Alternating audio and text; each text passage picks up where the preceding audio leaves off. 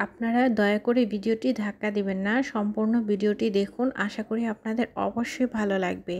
তো এখানে দেখতে পাচ্ছেন যে আমি প্রথমে কিছু মরিচ, কাঁচামরিচ ব্লেন্ডার করে নিয়েছি।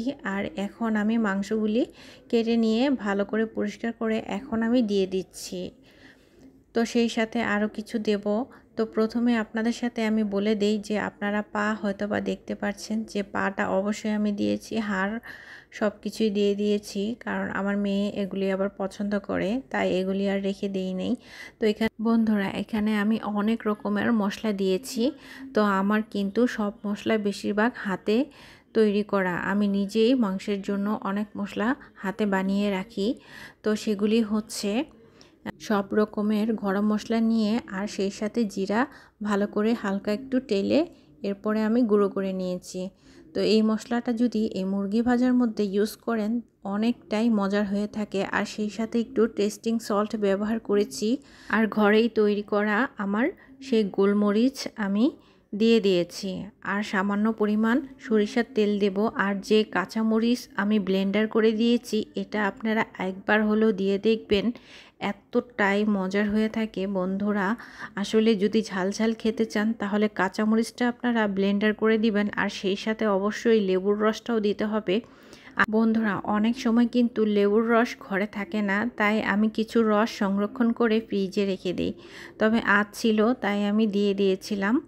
তো লেবুর রসটাও যদি আপনারা ছোট ছোট কিউব করে বক্সে করে রেখে দেন, আসলে ফ্রোজেন করে রেখে দিলে যখন ইচ্ছে তখনই বের করে এরকম কোনো কাজে দেওয়া যায়। তো আমি শুধু মুরগি মাখানো নয়, সেই সাথে আমি অনেক টিপসই আপনাদের সাথে শেয়ার করলাম।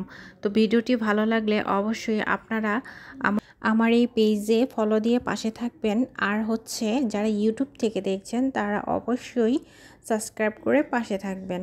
তো বন্ধুরা, আমি কিন্তু আর কি দিয়েছি তো সেগুলি হচ্ছে আদা রসুন, সয়া সস আর লবণ। তো অবশ্যই খুব ভালো করে এগুলি দিয়ে এভাবে ম্যারিনেট করে রেখেছি ঠিক 30 মিনিটের মতো। এরপর ছোট ছোট বক্সে আমি রেখে দিব। তো কিভাবে রাখছি এটাও আপনাদের সাথে আমি শেয়ার করব। তো একদিনের পরিমাণে যতটুকু লাগবে ঠিক ততটুকু আমি একটা বক্সে রেখে দেব ঠিক হিসাব করে। তো যেদিন যেটা খাবে সেদিন সেই বক্স থেকে আমি বের করে দেব। তো আশা করি আপনাদের আমি বোঝাতে পেরেছি। তো এই ছিল আমার আজকের সম্পূর্ণ ভিডিওটি।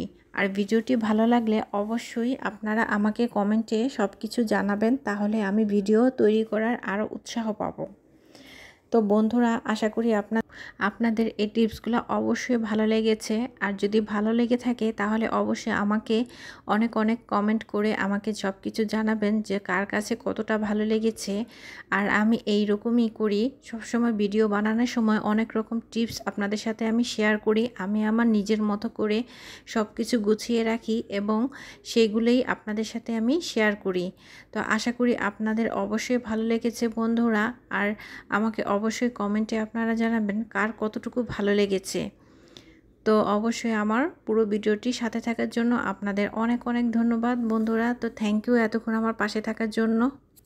এই তো দেখুন আমি কিভাবে ভাগ করে রেখে দিয়েছি। আর অবশ্যই আমরা কখনো কোনো খাবার অপচয় করব না। সংসারে সবসময় এরকম হিসাব কিতাব করেই চলতে হয়। আর এইভাবে একটু ভাগযোগ করে রেখে দিলেই আসলে দুই ভাই বোন খুব ভালো করে খেতে পারবে। তা আলহামদুলিল্লাহ, খুব সুন্দরভাবে আমার 5টা বক্সে আমি সংরক্ষণ করে রেখে দেব একদম ডিপ ফ্রিজে।